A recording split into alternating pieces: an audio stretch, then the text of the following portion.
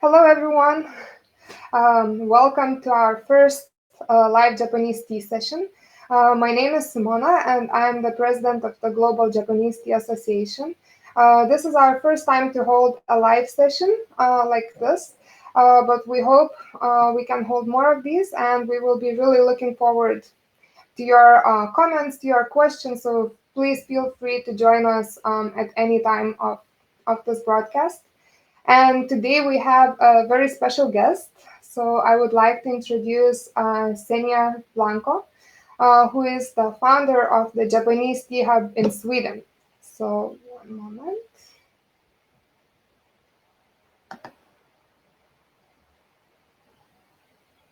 Hello, Xenia. Hi, thank you for inviting me, Simona. How are you? I'm very good. How are you? I'm okay. I'm good. Yeah. Yeah. It's really good to see you. I think we kind of keep in touch almost every week. Yeah. So really good to now have you kind of one-on-one for a little bit deeper conversation or deeper session with tea. So first of all, I think it would be nice if you could say a few words about yourself and what you're doing, and then we can jump right into it more. Okay. So first, hi, Lee. She joined just now. Hello. Hi, everyone. I'm Xenia. I'm originally from Spain. I currently live in Sweden, in Gothenburg. I live in a small area close to a lake. There is nothing like tea around here.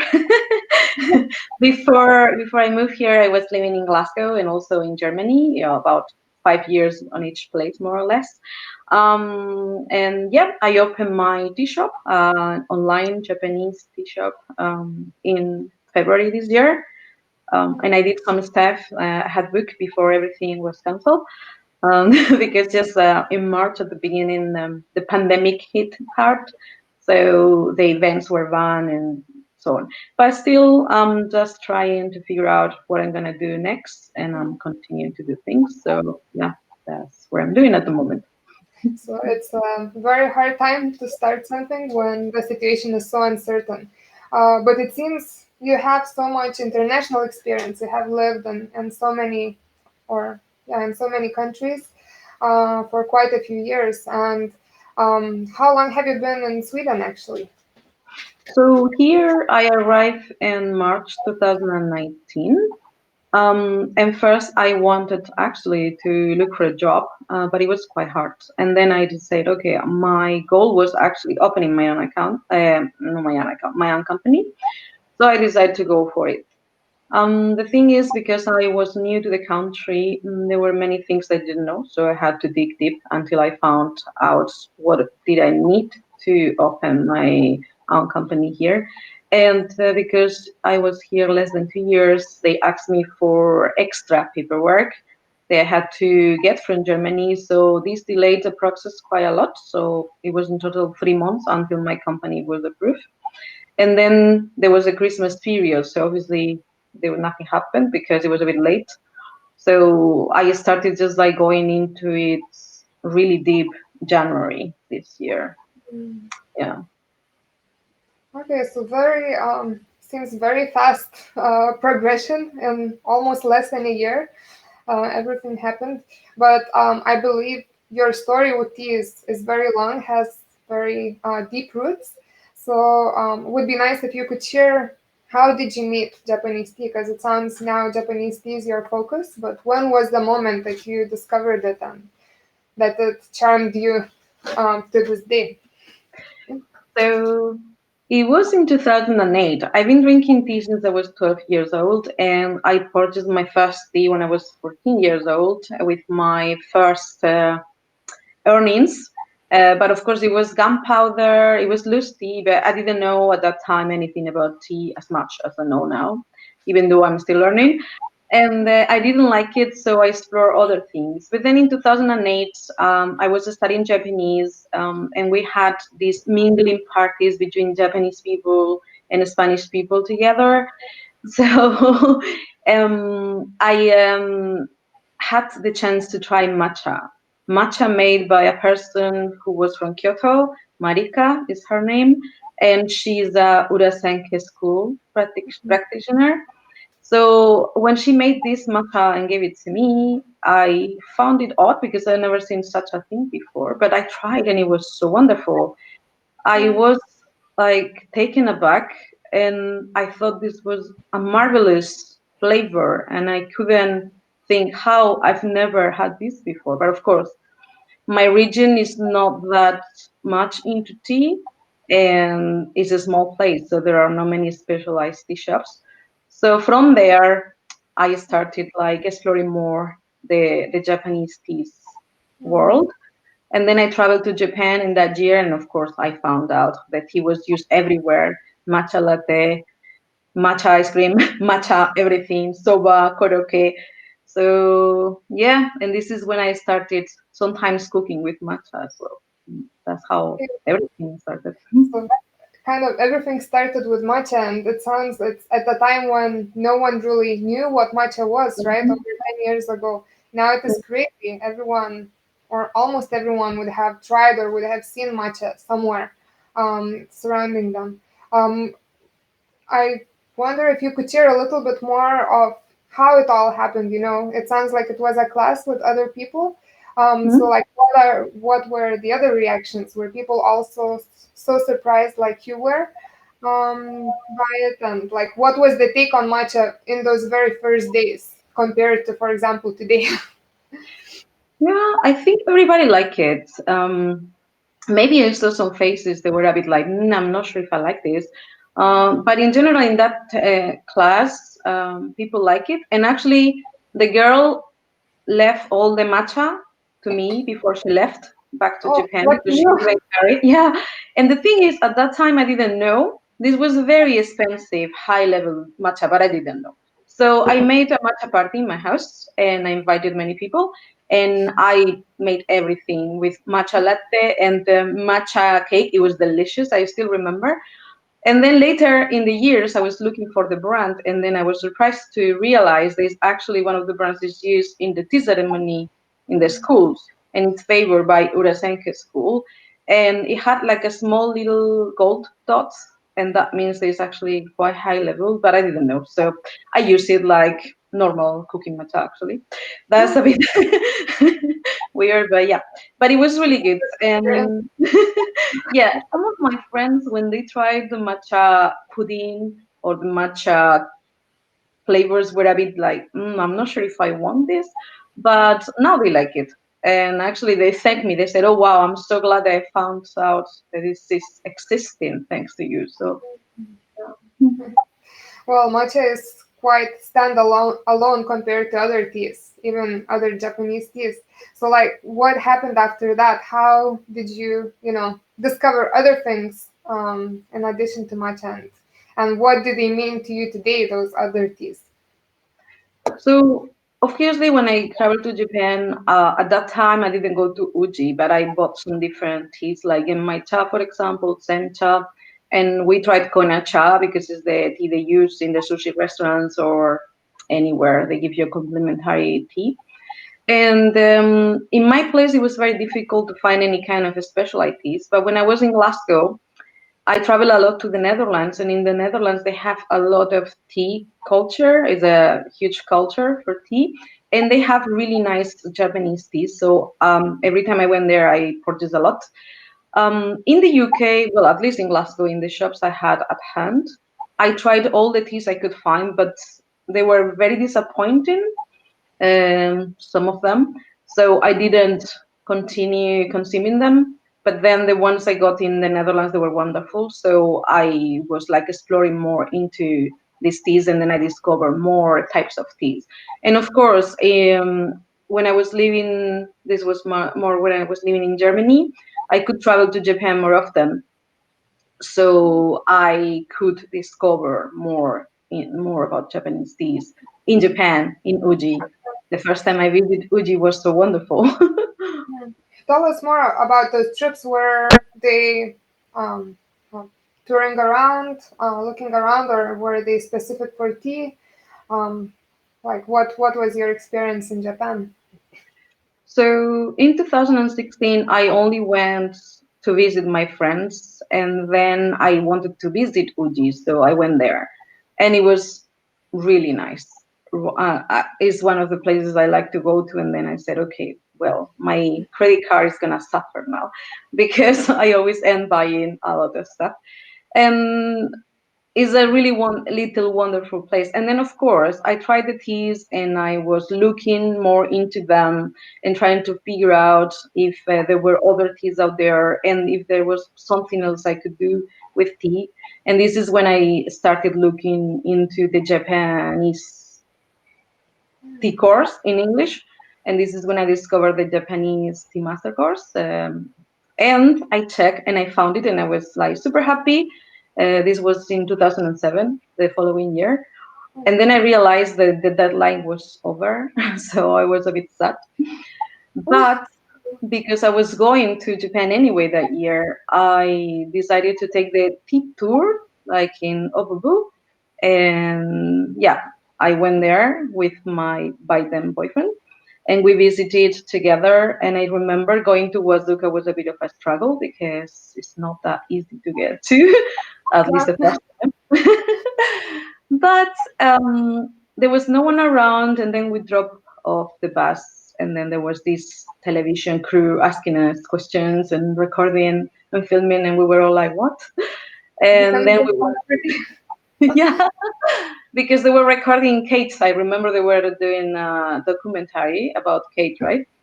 So we just visited Obubu and it was wonderful. I love Wazuka. I thought it was fantastic. And then I said, okay, I need to go back next year. And this is what I did actually. I applied for the Tea Master course and I went back the following year. So you mentioned the 2017. That was actually the first year we held the Mhm. course. If someone watching wants to know more, so this is the hands-on program to learn about tea. And 2017, it was very small course. We had 4 students, so it was a first run. But then you joined us in 2018 in the second Mhm. class, Yeah, one of the with right. Sophie. With Sophie, there is actually like they are watching us. Yeah, So this is where I met her. And it was a wonderful experience because we got to actually see more from the fields, right? So we saw how the tea is grown and harvested and processed. We processed it ourselves. We made different types of teas. We brew it. We visited a master who makes jasan, and then we also had a class with tea ceremony, the traditional one, and then we had senchado. So there were many things we didn't know about, I think, and then it was interesting to discover. So like a yeah, roller really. coaster, fruity. Yeah. I don't know. I like Huazuca. It's a little small town, and it feels like my second home. So I would like to go back at some point. Yeah, hoping the borders will open up soon. Yeah, and I guess in 2017, when you visited Vazka for the first time, that was the time we met, I believe, right? Yeah. I think we met again in Europe Mhm. at some point. Yeah. Yeah, before I went to Japan to the tea master course to take the tea master course, I was in a master class that you held with Matsu in the Mm. Netherlands in the how's the name of the academy? The Tea and The Coffee Academy. ITC, yeah, TM. Yep. Hmm. Yeah, yeah. So it seems we connect at least once a year somewhere in Europe or Japan. Yeah, that's Well, good. now we have to use this virtual way, but even so, we see you nearly every week. So it feels very, very close. Um, so I guess would be interesting then to hear a little bit more of what you're doing right now. You told us, how you met Japanese tea for the first time and the trips to Japan to learn more about it. And then since last year, you have been preparing for your own tea business, your own tea company. And I believe you mentioned you started in February. So what are the current activities and what basically keeps you busy right now in terms of tea? Okay, so I was contacting different people because obviously it's a new market, it's a new city for me. I didn't know anyone apart from my boyfriend, and he's not into tea, so has no contacts. So I was doing first an exploratory research to see how the market was, and I wanted to know who was selling matcha or other Japanese teas around, and I discovered some leads. And then I said, okay, in Gothenburg there is no one, so I'm gonna start like seeing what I can do. The most complicated thing is always finding a venue because many people work for conferences and they have their own tea and coffee and they don't want anyone to have anything to do with that. So it's that's the most complex part. But anyway, I was able to like book some things, and I had a matcha event in February with a women's association here in Gothenburg, and it was really interesting because there were several people who already tried matcha and drank it, and they like it, and they have been either to Japan or they follow a very strict diet, vegan diet, and they like matcha for that reason. So it was an interesting event. And then I also had booked a market. The now it's unfortunately cancelled, but I was there going on Saturdays for about 8 hours, and then I will talk to people about tea, and they will. Not everybody listen, but the ones who listen actually they're interested, and they said, "Okay, I'm gonna try this tea from Yakushima," and they liked what I was saying, so it was good. I hope this comes back in the future. Future at the moment is not happening, but maybe in September, October we'll be back. So I will have to contact them to see if it's still ongoing for that. And then I had a small pop-up shop with a friend. She has nothing to do with tea. It's a children's clothing shop actually. But I had one day my pop up, and so I was able to put all my teaware and my teas. And I had a small matcha experience session, and there were some people signing, so they came and we had a chat. And again, they were came because they are into healthy lifestyle and they like matcha for that reason. So the last event I have standing still since January, I booked it, is this Friday, and it's a tea tasting after work event because here in Sweden, after work is very important, like socializing after work. And usually they go for drinks, for alcoholic drinks, but I wanted to do something different, so tea related. And I have some people sign in. Obviously, maybe because of the pandemic, there are not as many people I was expecting, but I'm gonna run it anyway, and I'm gonna see how it goes. Yes. That's great. When, Sounds like there are quite a few activities you have already done, and there is still a lot more in the mind. Mhm. At first, there was a little bit of a pause with the outbreak, but hopefully, we are now catching the tail of it and then can resume the activities that we have. So, we have a question, I Yeah. guess, for both of us from, let's see if we can bring it up, from Lee. Ah, She nice. asked us, what are we both drinking? So, Xenia, I think you should go first, and then I will add in. So this is Sincha for this year. It's from Yakushima Island. Um, it's funny because many people contact me saying I didn't know there was tea in Yakushima, even people from Japan. So I was surprised when this happened. It's from a farm, a small farm, family run. It's Watanabe. And it's actually really interesting. It's Kabusa Sincha. And I have to say, I drink a lot of tea every day, and this is the tea that makes me feel tea drunk really easily. So that's How, interesting. how did you discover that tea or that maker in Yakushima? Actually, because when I was living in Germany, there was a fantastic tea shop that was from top to bottom full of tea from everywhere around the world. It's really tiny, it's really narrow, so you have to be careful when you enter. But it's wonderful. The selection they have is marvelous. And then they had these teas, so I've been drinking them for several years now, and I love them. And then I was like, obviously, doing some research because I wrote a blog post about this tea yesterday, well, 2 days ago, and I was doing a review of the teas, so I was reading more into the family and how the teas are made there. It's actually really interesting tea they have, really good. Have you connected with them, or is it mostly through the connection of that shop you mentioned?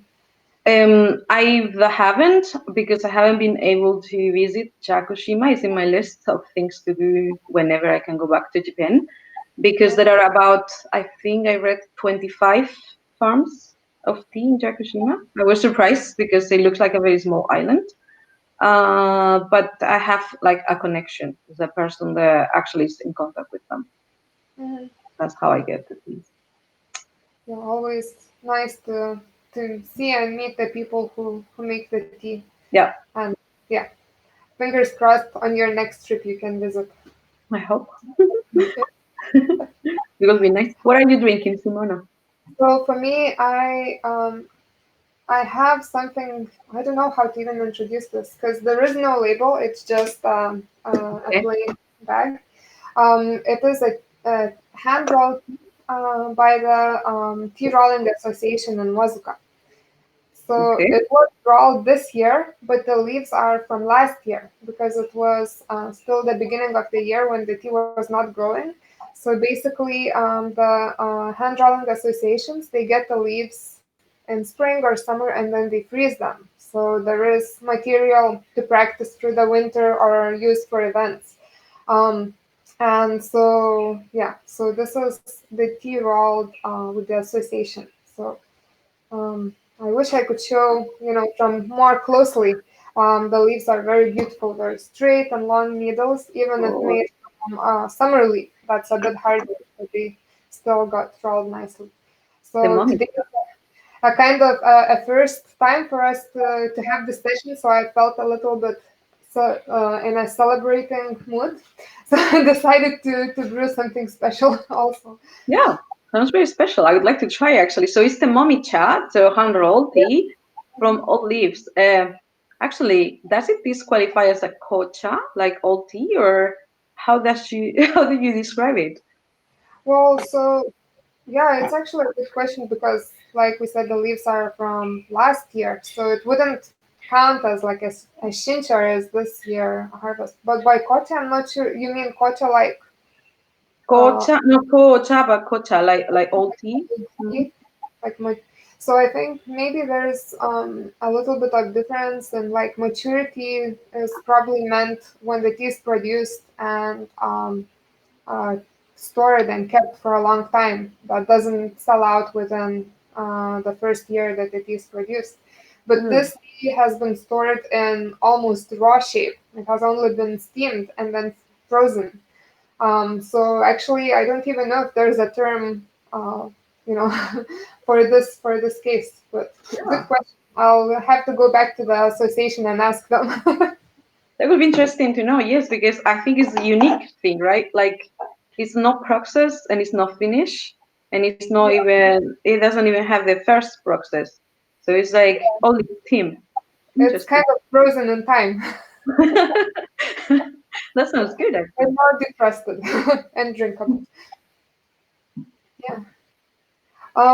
So have you tried actually to kind of keep on going with these questions about tea? Have you tried Japanese tea from many regions? Have you like traveled around to taste what the others are like?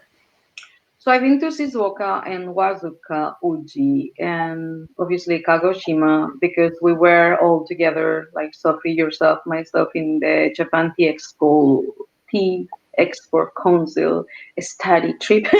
It's a very long name.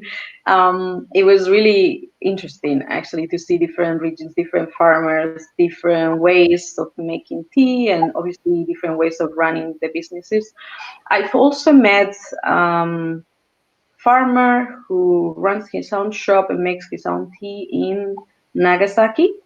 Okay. I met him in Munich in a shop that is like for tea. They sell like all kind of sweets and teas. Like they brew the tea there, Mhm.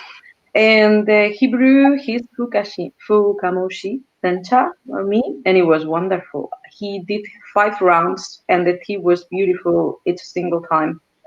It was such a wonderful experience.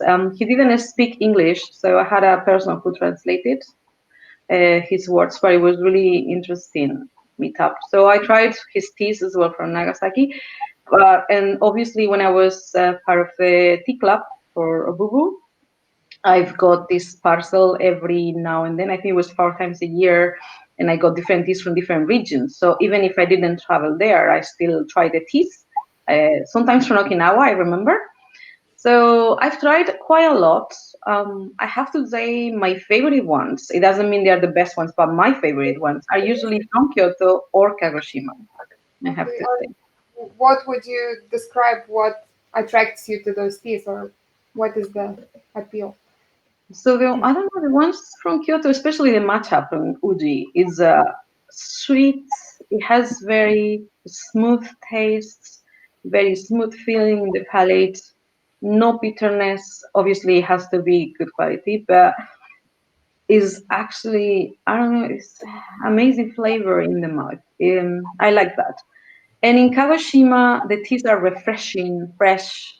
They taste very green, very grassy, with a bit of hint of maybe seaweed sometimes. Um, and I like that. Yeah, that's what it attracts me. I think other teas, obviously, they are not bad, but maybe they are like different, like in my palate, for example. So a Yeah, bit stronger, maybe bolder. right. So, mm. It's very interesting. Like each region has a little bit of difference, and there is.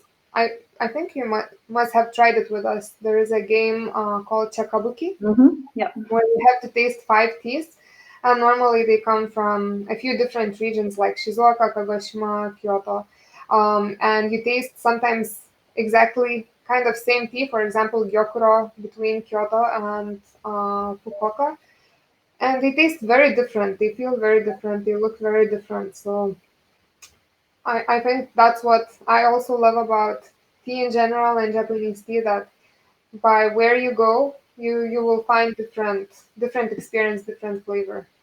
Yeah, and Yeah. it's never ending journey. Always discover something else. Yeah, there is so much. I mean, even if you think you don't know. I mean, maybe some things, but there is something else that pops up 2 days later, and you're like, wow, I didn't know about this.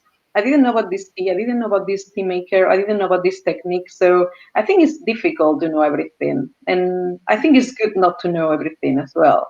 No one knows Yeah, everything. But it's pushes you to go further and to keep going and to keep exploring, right? yeah, So even I don't know, sometimes even if maybe the tea I think, okay, maybe it's not good, I will try it because I would like to experience the flavors. So and then obviously if I haven't tried, I don't know if I like it or not. So even if I don't know, I will try. Yeah, at very least once. rarely there's bad tea. It's usually the person that prepares it, right? So Yeah, that's true. Oh, Susan is there as well. Hi, Susan. nice. So yeah, talking about the tea being like a surprise and always giving us something new. Have you had any recent discoveries, either in like tea types, tea kinds, tea producers, tea regions, or anything at all? um, well, obviously, Jakushima teas were a discovery. I usually for whatever reason, I used to drink a lot of Gemaicha at the beginning, and I got a bit sick of it. But I think it's because I drank it too much. And Gemaicha has this nutty flavor that, of course, if you drink it too much, maybe it's a bit fulfilling you a lot. So I started not having as much love for Genmaicha as I used to. But then I discovered this Genmaicha from Yakushima, and it was really interesting because I like it a lot. So instead using bancha, they use sencha, and they roast their own rice as well. So they get the rice from someone in Kagoshima, and they bring it to their farm and they roast it themselves. So it's really interesting. So that was a great discovery for me. And then I remember this. I went with Sophie, and we were in Tokyo in Nihonbashi, and we went to Tsuruya Yoshinobu Wagashi shop, and we had a nama wagashi. And after this wagashi and this matcha pairing, we got a tea that it was absolutely wonderful. It was like drinking a scotch, but in tea form. And I lived in Scotland before, so I drank many whiskeys. And then when I drank this tea, I was like, "Wow, unbelievable!" So I asked him what was it, and he said it's from Kyoto. It was wonderful. Usually bancha, is not my favorite, But when I tried this, it was unbelievable. It was a great discovery. It's called iribancha, I think, right? Okay, Yeah. we were So going to add yeah, also it was a wonderful. I like, want very beautiful tea. Unbelievable. yeah, So that it was makes me also. I tried hira bancha, so it's a flat kind of bancha from Shizuoka. Oh, sorry, not Shizuoka. What am I saying? From Shiga. mm-hmm. And that was also very, very kind of eye-opening because bancha is normally, like you said, is thought of kind of more simple tea, more casual tea, and it is. It is still that way, but the flavor and the taste is so cleansing. It feels like you're kind of drinking a waterfall. Oh uh, wow. so it has become one of my favorite teas. And luckily, I got a big bag. It was like 500 grams. That's how they package them. Oh wow. When I start to get low, I'll have to go look for it again. But Nice. yeah, Sounds very good. Also, I remember one tea that surprised me a lot and is not very well known is goichicha. okay. The first time I smelled it, well, it was in the Japanese tea master course. So when I smelled it, I said like, "What? This is not gonna be nice." The smell was a bit funky, I have to say. But when I tried, it was super different. The flavor was milky, was pleasant. It was actually really nice. I have a very good memory of this tea, and it's not easy to get it around here. So I'm trying to figure out how to bring it because I would like to source it from my shop actually. I love goichicha. It's amazing. It is very rare tea. The production is very small. Somehow people are getting fascinated, but it is Yeah. also a little bit scary what's going to happen with the production there. Because they are doing it still the original way, almost everything by hand, so not using any machines, still drying in the sun and those kind of things. Wow. It is definitely a very, very unique tea, and I personally also do like it a lot. But I think people often have a love or hate relationship because it's like pickles or like some kind of sour taste and sour notes. But yeah, um, If you guide yourself by the smell, definitely you couldn't try it. But I said okay, I'm gonna try it anyway. It was good actually. It was very surprising. Our bancha, I didn't like it as much. I have to try it again because obviously it has been a long time, and maybe I would love it. I don't know. But goichicha was really a great discovery for me. Definitely. nice. And so we talked already that you have been organizing tea workshops and tea activities, but you also have an online shop, right? Mhm. So I want to also know a little bit more of what teas do you now share with people in Sweden and more widely? What is popular? What do you have there? So at the moment, obviously, because I started this small, and I'm glad I did because of the current situation. I bring first that is I know the most because I've been drinking them for several years. So they are from Kagoshima, Kirishima, Yakushima. And then I'm planning to bring Gyokuro, which is my favorite, but I don't have it yet. And uji matcha. I am trying to also source uji matcha. I run into difficulties because I check different vendors in Europe. They're also out apparently, the ones I check. So I think it's gonna be a bit more difficult to source them. But yeah, and my plan in the future is to have more variety, of course, and not only from Kagoshima or from Yakushima, but also I like to favor small farms whenever possible because I believe big companies have already the market they need, but small families who are working really hard to actually grow and cultivate this tea because many people don't know, but growing tea is hard work. So I would like them to be able to continue with their activities, and that's my plan to source as much as possible from small tea farms and small vendors. And I would like to have some white tea and maybe some rarities like semi-fermented Japanese tea or oolong. That is becoming now a bit more popular as far as I've seen online, but bit by bit because I cannot really have a large volume. So I usually buy small batches and I try to make sure that my tea is always fresh, so I don't have big bags open all the time, like and I make sure that I only order when I really need it. So sometimes, the downside is like you have to wait for a bit if there is a problem, but at least I don't have very old tea in my storage. So Mm. yeah, that's what I'm doing. Obviously, I also have teaware, and I'm bringing different levels. At the moment, I have mid-range, but I'm planning to bring some things that are a bit more up Um, in the are scale. people in Sweden or in Europe, are they accepting this kind of style, Japanese style? Is that, do they see it as unusual or they're curious about it? Like, what have you noticed so Okay. far? Mm. So actually, the people who buy tea usually know matcha the most. They have tried before. They tried matcha they sold in the supermarkets or in the small shops, and they are not exactly from Japan or such a great quality. So they are surprised when they try because I give them some samples, and they're like, "Wow, this is completely different." So I explain to them, and yeah, the majority, the ones who are actually interested in matcha, they want to drink it properly.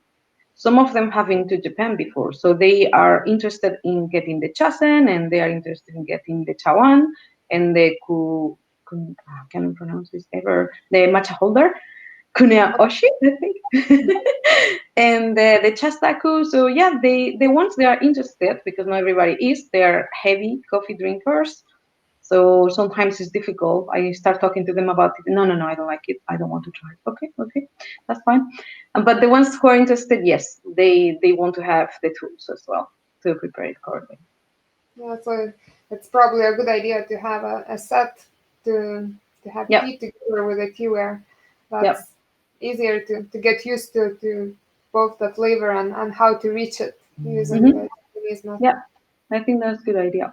It's in my list of things to do. I can imagine it's a long list. Yeah. There is something, I don't know. The summer here is very calm and relaxed. Everybody's on holiday. Nothing works pretty much. If you write an email to any kind of authority, they take forever to reply because there is almost no one working. So there is always like a month and a half where there is like a break and nothing happens in here. It's very slow. So, but for towards September, October, I will start contacting people during the summer. So in September, October, they reply to me, and I'm trying to plan new things. Hmm. And yeah, that's gonna Around be then it's probably going to yeah, start getting busier for the Christmas season. yep, People wanting gifts and all of that. yeah. Let's hope everything goes well. Yeah. And it's also very interesting to hear you talk, about where you are now in Sweden and actually a bit more maybe about the culture there. I have heard the word Zika for their tea time. I wonder what experience you have had, whether Japanese tea is accepted into that tradition, and yeah, what actually it is, first of all, maybe not everyone knows, and then how Japanese tea fits in that. So fika means coffee break, actually, like a break, and they usually have like something sweet, like a canel bular, which is like cinnamon buns, or cardamom bular, which is like cardamom buns, or something similar. They actually have really good buns here, like very large, and they are delicious for the most part. And they like to have this break where they socialize with each other and they talk about everything. If it's at work, they have a big fika break and they talk about things like from work sometimes. But if it's outside work, you usually go to a cafe and then you order coffee and you drink some buns. Fika with Japanese tea. Well, I have some pairings myself and I do fika with Japanese tea. My boyfriend is Swedish. He doesn't like tea, so he doesn't accept this as a fika break at all. But I don't. I think it will be complicated to change this, like to change the mentality to have tea and as a fika. I'm not sure. Maybe some people do it. But I have the majority of things where I see is like coffee and something sweet. So coffee is still the major drink in Sweden, you Yep. think? Yeah. It's they like it strong. They like it highly caffeinated, and they love coffee. They drink a lot of coffee. If you go to a cafe here, you order a cup, a coffee cup, and then you get a refill. So you can go and back to the counter and get a refill as much Wow. as you want. Yeah. Caffeine And overdose. And I read an article that was really interesting because I didn't know. So they were saying that they were recommending pregnant women to drink less coffee because apparently it's quite strong in here. So the article said, I'm not sure this is true, but it sounds to me very, very much. A coffee in Sweden can contain up to 500 milligrams of caffeine. That sounds a bomb. So I'm not sure if it's true because obviously I haven't done any tests, but if it's true, it's a lot. Sounds like a heavy coffee for me. Mhm. So I wonder, many tea drinkers they mention, sensitivity to caffeine, that maybe coffee could cause them jitters and other kinds of not specifically pleasant feeling. Are there people kind of trying to switch from coffee to tea? Do you notice that happening in Sweden for health reasons or for other reasons? The people I have met, they like to drink the coffee and they want to change sometimes just because, not because they don't like coffee, but because they feel really stressed when they drink coffee or it started hurting their stomachs. For example, I read recently a Swedish person was saying in one of the tea forums I am in. So I believe they still like the coffee, but they prefer to change to tea because for them it's better.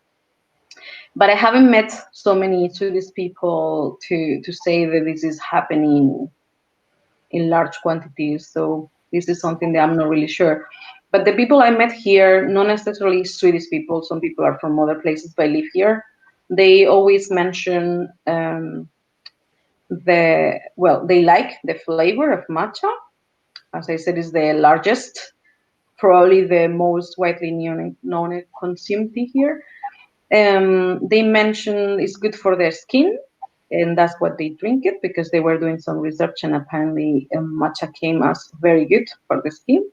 They are vegan, like very strict, and they like matcha because it ticks all the boxes and it's good. Or simply because they traveled to Japan and they tried teas there and they like tea since then. So that's the people I run into. That's the reasons they gave me for drinking either matcha or other Japanese Mhm. teas. And then what is your own approach towards introducing Japanese tea to Sweden? So what do you think yourself can work the best with sweets? So for me, I think a good way of introducing tea in general is actually through food. So you can pair it with fruit, but you can also cook fruit with tea in it. And then it's a bit surprising for some people because they never tried something like this. So, and then ask you questions like, oh, wow, I didn't know, how did you make this? And then it starts like a conversation. And then you explain to them, yeah, you can do this, you can do that, you can eat the tea leaves, really, and things like that. So, I think it's a good way, a good approach, like to and talk to people as well. Like really, for me, opening the business is not just about the business, but it's also about connecting with my customers, and that's what I do. So I talk to them, I explain to them about the teas, I explain to them how I recommend them to drink them. I tell them this is working for me, maybe for you as well.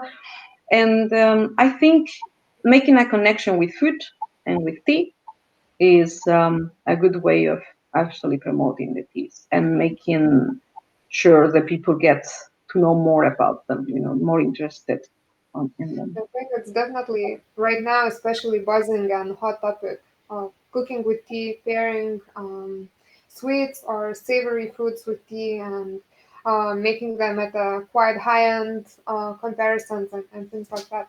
And I've seen that you have been posting a lot of recipes or a lot of creations with tea for Mhm. your social media. I wonder if you have your favorite or your best recipe that you could share with everyone today. Maybe something simple that everyone could try at home. Okay, so I believe the matcha tsunami is the easiest to make at home because it's about Your matcha. name. I made everything from scratch, including the matcha ice cream, but you can use any other ice cream. So basically, it's making a matcha cream, so like custard. So you make custard and you put matcha in it, and then that's the bottom part. No, sorry. First you make a matcha latte, and you put the matcha latte at the bottom. Then you add some cream on top of the matcha latte. Then you add some ice cream, matcha ice cream, or any other ice cream that works well with matcha, for example, vanilla or chocolate even, it will be good. And then you add some koicha on top. And the last part is some whipped cream with matcha as well, and a bit Okay. of that from matcha on top. It's a lot of matcha, but actually very good. I mean, it's not for every day, of course, but it was really interesting and it was good. I like it a lot. The This is name very sounds simple. very fitting for this creation, Matcha Tsunami. I definitely want to try now. Well, actually, that's the thing. It's really easy to make at home, even if you don't make your own ice cream, because the ice cream I made it myself at home with condensed milk that I also made myself with sakura blossoms, salty sakura blossoms. And it was really interesting because it had like a hint of saltiness and a hint of cherry. And then I put it in the ice cream, so it was good. But obviously, you don't have to make all the way the ice cream. You can use any ice cream you want. Sophie's asking, where can I find your recipe? Well, I haven't published it actually. My plan was publishing some in my blog and others actually in my Patreon page because I opened one Patreon page recently. But I really have to work on more on that one because I haven't had time to publish anything there. So the matcha tsunami, I think I can publish in my blog. So if you subscribe to my blog, you will be able to see it at some point there. That's the first to do job after today. Everyone wants to know. Maybe next week because yeah, I have to prepare the workshop, so I'm Okay. gonna run every single detail I want to like discuss in the workshop. I'm gonna do it between today and tomorrow at home. So I'm gonna do everything. I'm gonna taste everything from scratch and to make the adjustments. And also, I'm not sure if you have thought about this because of the virus going around, but people cannot smell the teas as before and they cannot smell the teapots as before. So I'm trying to figure out what's the best way to make sure they can still get the experience, but without having to smell all of them, in one round. So this is something I'm trying to figure out at the moment. Yeah, some challenges of the current times. Yep. But it's part of the job and I like it. So yeah. So you mentioned the workshop at the very beginning. Do you want to share a little more, just in case someone is in Sweden is listening now and would like to still join you for the workshop that's coming soon? Yeah. So for this time, the booking closed yesterday, but I'm planning to make some others in the future, in different places. So, in different formats as well. I'm not gonna repeat the same thing all over, so I will do different things all the time. In this case, it's a after work party or tasting. So I am planning to talk a bit, introduce the Japanese teas, the types, and talk about different regions, the tools, explain what tools are used to brew this tea or this other tea because matcha has different tools, for example.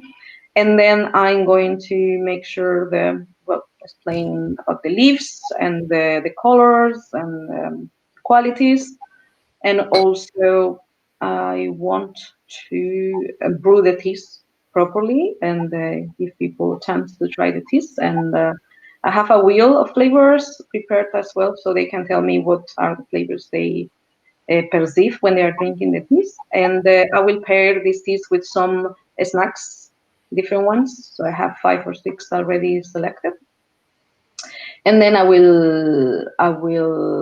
would like to give them the chance to be hands-on with matcha brewing and see how they can do it themselves and give them Yes, some tips. Yeah. sounds very exciting. The one you're having soon, the next one, do you have the date or not yet? Not yet. Some people told me, "Oh, I'm sorry, I cannot come this time, but I would like to do next time." So for the next one, I need to find a venue. I'm trying to figure out where could I get it, but I don't know yet. I'm just knocking some doors here and there to see if I can help anyone. Hmm. And I don't know, maybe I will take part in the chocolate festival in Gothenburg, which is gonna be in October. That sounds So good. let's see. Yeah, I just contact them, so I'm waiting for their reply. Let's see how it goes. Okay, nice. So, if people who are listening today, if they want to connect with you or keep in touch, to find out about your activities or what else you have up your sleeve, what is the best way? If you could share with everyone how Yep. to connect with you.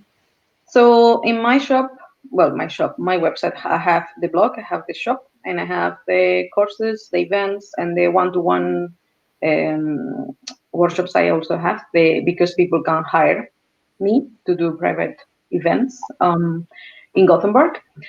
So that's three www.thejapanesehub.com. And then for the daily pairings, because I do a pairing every single day of the week, you can go to my Instagram. It's Japanese Tea Hub with the art at the beginning. And then if you want to know about the events, this is where I promote them. Usually is in my Facebook page, which is the Japanese Tea Hub. And Patreon is the same, the Japanese Tea Hub, in case someone wants to support my activities. Have also that there. And I think I haven't missed anything. I think everything. So tell us a bit more. You just mentioned the patron. So what is that, and how can everyone become a patron? So Patreon is platform for creators, but now they have a special site for businesses because of the pandemic situation, the COVID-19. So if you are a retailer or you have a shop and you're like having difficulties to continue or you need support, you can open a Patreon there, and then you create content that is only for your patrons. So maybe many people cannot or they don't want to buy anything, but they would like to support you with some donations. They can do it there. And then you have different tires. This is depending all on you. So you are the one who designs these tires or tiers, and the people decide if they want to support you there. That's what Patreon is about. That's great. All right. So actually, we are kind of coming close to the end. I just wanted to ask everyone who is listening if they have any final questions or final words for Stenia before we let her go. And then in the meanwhile, I want to say again that this was our first live Japanese tea session, but we would like to hold them now at least monthly or a couple of times per month to talk with people who are working with Japanese tea on all sides of the world, here in Japan or outside of Japan as well, to hear their stories, to hear what they're doing, what they're working on, what they're struggling with, what dreams and visions they have. So basically, even among the listeners today, if someone would like to become a guest, just please raise your hand. We will be happy to speak with you. And otherwise, also in terms of the Global Japanese Tea Association, if you'd like to keep in touch with us, we do have social media pages. So the one that you're watching us on now, Facebook, please like us. We are sharing the news there of our activities and events, as well as the Instagram page. So just search for Global Japanese Tea Association, and we should be coming up. And just very lastly, one of our main activities and main goals is building Japanese tea community. So basically connecting all of us on both sides of the world, so that we can share our experiences and we can learn from each other and we can grow together. And that is currently built on the membership program. So if you're interested in joining this community and kind of going deeper into the Japanese tea world, please visit our website. You can find out a little more about it. So I think I don't see any additional questions. Just simply saying thank you to both of us. So thanks a lot, Xenia, for joining me today and spending almost an hour talking and drinking tea. It has That's good. been really nice. Um, and I'm sure I will see you again very soon. And in the meanwhile, I wish all the best to you and to the Japanese Tea Hub. So thank you. Thanks to you, Simona, for inviting me. It was a pleasure to be here, and will recommend everybody to raise their hands and join this event because I think it's a good experience, and I think it's good to see how different people in different places they have the same passion, this tea, and how they came to the tea world, and what are their plans and what are they thinking, and yeah, I'm sure there are many stories to be heard. They are interesting about tea. So I would like to see Sophie and maybe Susan as well here. I Yes, hope one of them is the next one. I'm waiting for it. So hopefully. thanks, thanks again, Simone. It has been a pleasure, and I appreciate that you invite me here today. Has been nice. Thank you, and bye everyone. See you again soon. Thank you. Drink tea. Ciao.